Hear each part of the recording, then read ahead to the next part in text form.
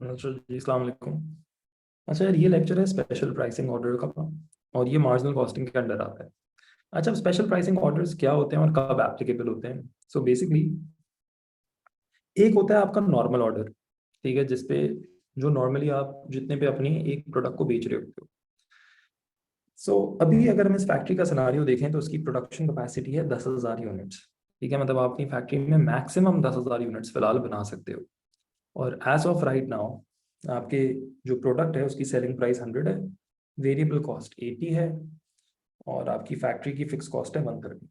और अभी आपके पास जो डिमांड है वो 8,000 यूनिट की है। ठीक है, इसका मतलब है कि एज ऑफ राइट नाउ आपके पास 2,000 यूनिट्स की स्पेयर कैपेसिटी है, मतलब आपकी फैक्ट्री में मजीद 2,000 यूनिट्स बन सकते हैं। तो अगर हम अभी चेक करते हैं कि हमारी फैक्ट्री का प्रॉफिट कितना है, ठीक है, वो हम सिंपली ऐसे कर सकते हैं कि हम लोग के पास सेल हो रही है फिलहाल 100 into 8,000, विच इज 800,000। हमारी वेरिएबल कॉस्ट आ रही है 80 into 8,000, विच इज 640,000।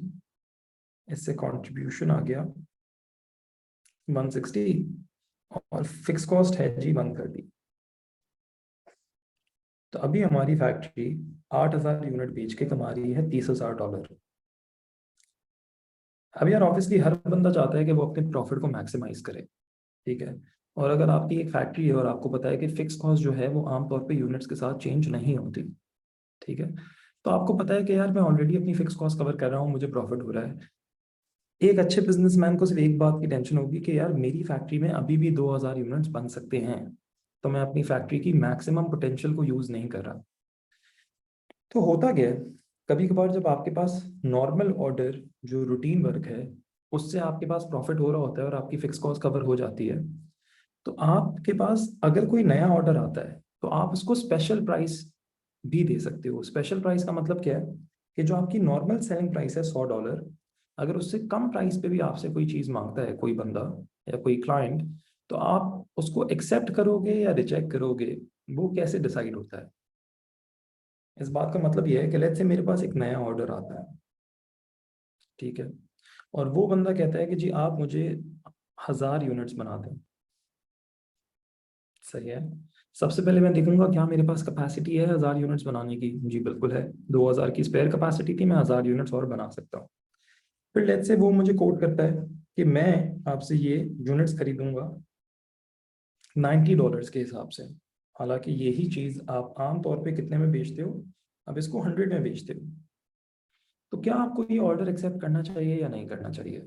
इसका सिंपल तरीका सोचने का ये है, एज लॉन्ग एज आपके पास एक नॉर्मल ऑर्डर है और आप अपनी फिक्स कॉस्ट कवर कर रहे हैं, तो आपके पास अगर कोई नया ऑर्डर आता है तो आपको सिर्फ ये देखना चाहिए कि क्या इस प्राइस पे, इस स्पेशल प्राइस पे जो मेरी नॉर्मल प्राइस से कम है, मेरी वेरिएबल कॉस्ट कवर होती है। मेरी वेरिएबल कॉस्ट थी पर यूनिट $80 है, मतलब अगर एक यूनिट मैं बनाता हूँ वो मुझे $80 का पड़ता है, और अगर मैं इसको 90 में बेच देता हूँ तो फिर भी मुझे पर यूनिट कितने का फायदा होगा? $10 का होगा। और अगर मैं 1,000 यूनिट्स बेच रहा हूँ तो मेरा टोटल कॉन्ट्रीब्यूशन इस पे आ जाएगा 10 into 1,000, और मेरा 10,000 से कंट्रीब्यूशन बढ़ जाएगा। सो ये ऑर्डर हमें एक्सेप्ट करना चाहिए। सही है, और कोई भी स्पेशल प्राइस का मतलब है जो नॉर्मल प्राइस से कम पे ऑर्डर आता है, सही है, जिसमें आपकी सेलिंग प्राइस कम होती है, उसका फैसला लेना बहुत ईजी होता है। एज लॉन्ग एज उसमें आपको कुछ भी कंट्रीब्यूशन बच रहा हो, आपको वो ऑर्डर एक्सेप्ट कर लेना चाहिए। और देखो, ये बात मेरी बहुत ध्यान से सुनना, एक चीज समझो। देखो, ये ऑर्डर एक्सेप्ट करने से मेरी फिक्स कॉस्ट पे तो कोई फर्क नहीं आएगा, क्योंकि यूनिट के साथ फिक्स कॉस्ट चेंज नहीं होती, और मेरा नॉर्मल ऑर्डर ऑलरेडी मेरी फिक्स कॉस्ट कवर कर रहा है और मुझे प्रॉफिट हो रहा है।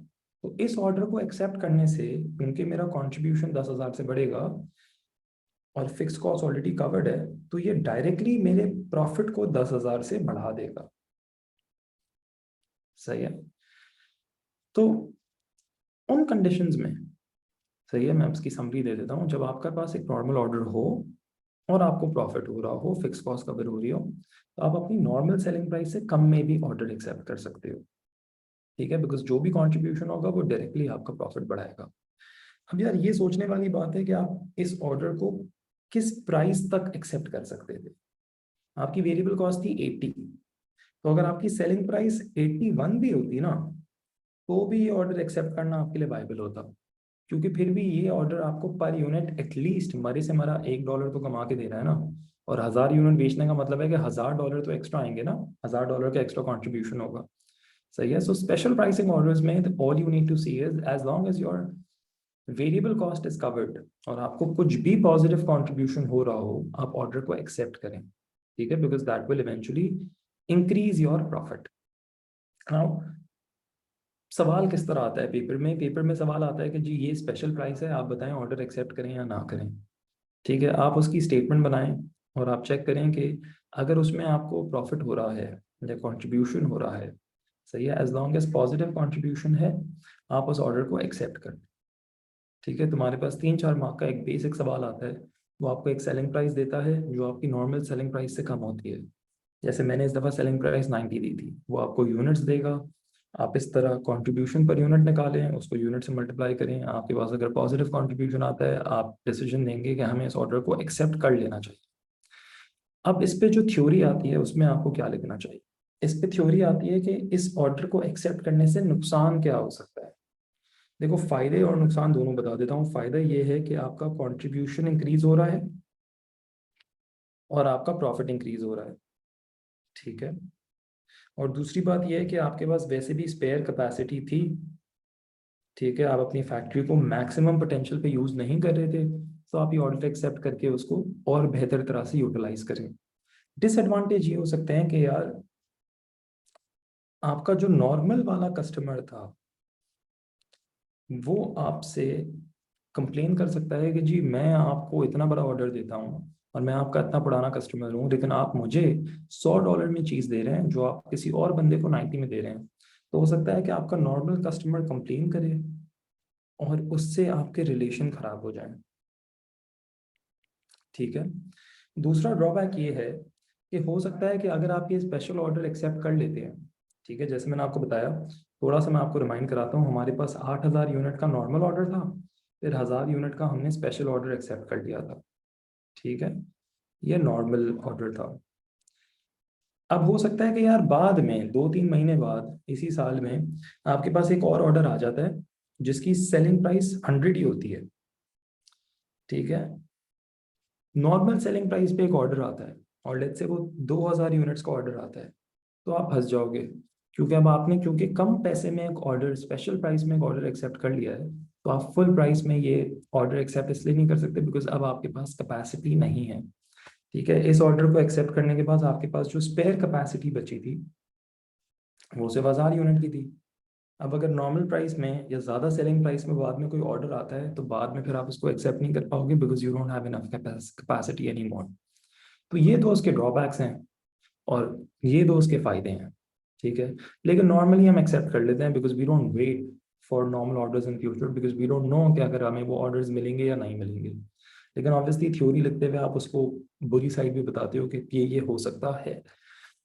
लेकिन any sane businessman would go and accept the order as long as उस ऑर्डर में पॉजिटिव कंट्रीब्यूशन हो।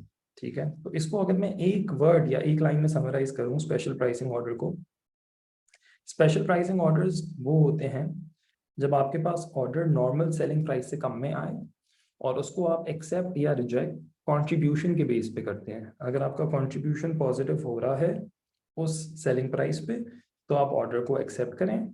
अगर आपका कंट्रीब्यूशन नेगेटिव हो रहा है उस सेलिंग प्राइस में, तो आप ऑर्डर को रिजेक्ट कर दें। I hope that makes it clear.